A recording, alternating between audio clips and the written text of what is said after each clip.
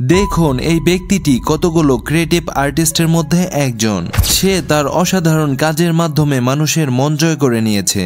তিনি কতটা ট্যালেন্টেড তা প্রমাণ করার জন্য এমন ছোট ছোট ঘর তৈরি করেন। দেখুন সে এর ছোট ছোট জিনিসগুলোকেও কত নিখুঁতভাবে তৈরি করেন এবং প্রতিটি জিনিসকে তার পজিশন অনুযায়ী সুন্দর করে বসান। এই ঘরগুলো দেখে যে কোনো মানুষ অবাক হয়ে যাবে, কারণ সে ঘরগুলোকে এতটাই সুন্দর করে সাজিয়েছেন যা দেখতে পুরোপুরি রিয়েলিস্টিক দেখায়। দেখুন এই ব্যক্তিটি একজন অসাধারণ ব্যাম্বো আর্টিস্ট। সে বাঁশ ব্যবহার করে দৈনন্দিন কাজে ব্যবহৃত ইলেকট্রনিক জিনিসগুলোকে তৈরি করেন। তার ব্যবহারের সময় যে সকল ইলেকট্রনিক যন্ত্র নষ্ট হয়ে যায় তা বাঁশ ব্যবহার করে পুনরায় তৈরি করেন। দেখুন এই ভিডিওতে কতটা অভিনব পদ্ধতিতে সে বাঁশগুলোকে সুন্দর করে কেটে এর পজিশন অনুযায়ী বসিয়ে একটি অ্যালার্ম ক্লক তৈরি করেন। এরপর এই ভিডিওটিকে দেখুন, সে বাঁশগুলোকে পজিশন অনুযায়ী কেটে এক খণ্ড শুকনো গাছের গুঁড়ি ব্যবহার করে কত সুন্দর ল্যাম্প তৈরি করলেন। তার হাতের প্রতিটি জিনিসই খুবই সুন্দর হয়ে থাকে, যা সে নিজের কাজেই ব্যবহার করেন। দেখুন এই মেয়েটির অসাধারণ আর্ট ফর্ম। সে বালি ব্যবহার করে এমন সুন্দর ক্যাসেল তৈরি করেন। এর জন্য প্রথমে সে বালি ও পানির মিশ্রণে একটি স্তূপ তৈরি করেন। এরপর সে বিভিন্ন ধরনের টুলস ব্যবহার করে অতি সাবধানতার সাথে তার কাজ শুরু করেন। তিনি নিবদ্ধ তীব্রতার সাথে তার কাজ করেন। তার আঙুলগুলো খুব ধীর ও নির্ভুলতার সাথে চলমান রাখেন।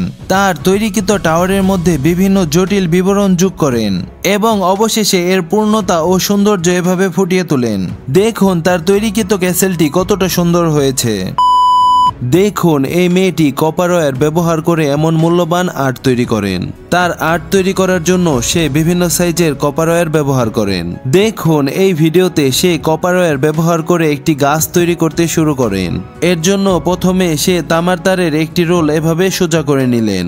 তারপর সেখান থেকে কিছু কিছু তার টেনে এভাবে বের করে নিলেন এবং তা ব্যবহার করে গাছের ডালগুলো তৈরি করতে শুরু করলেন। দেখুন কত সুন্দর করে পেঁচিয়ে পেঁচিয়ে গাছের ডালগুলো তৈরি করলেন।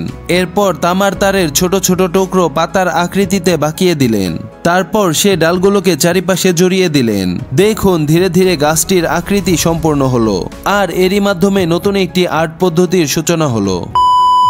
দেখুন ইজোজি নামক এই ব্যক্তিটি আঁকাবাঁকা লাইন টেনে এমন অসাধারণ আর্ট তৈরি করেন যা দেখার জন্য একটি গ্লাসের প্রয়োজন হয়। একে অ্যানামরফিক আর্ট বলা হয়। এর জন্য প্রথমে সে একটি গ্লাস এভাবে রেখে এর প্রতিবিম্বর উপর ভিত্তি করে আর্ট তৈরি করেন। এই আর্ট স্বাভাবিক চোখে দেখলে কেউ বুঝতেই পারবে না এটি আসলে কি।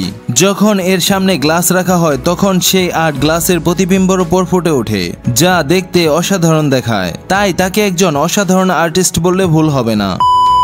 দেখুন এটি হলো একটি সিলিকন মাস্ক, যা ব্যবহার করে একজন সাধারণ মানুষ যে কোনো মানুষের রূপ ধারণ করতে পারবে। এটি সাধারণত মুভি শুটিং এ একটি মানুষের ডবল রোলের জন্য ব্যবহৃত হয়। এই মাস্ক এতটাই রিয়েলিস্টিক যে এটি পরার পর কাউকে চেনা অসম্ভব একটি কাজ।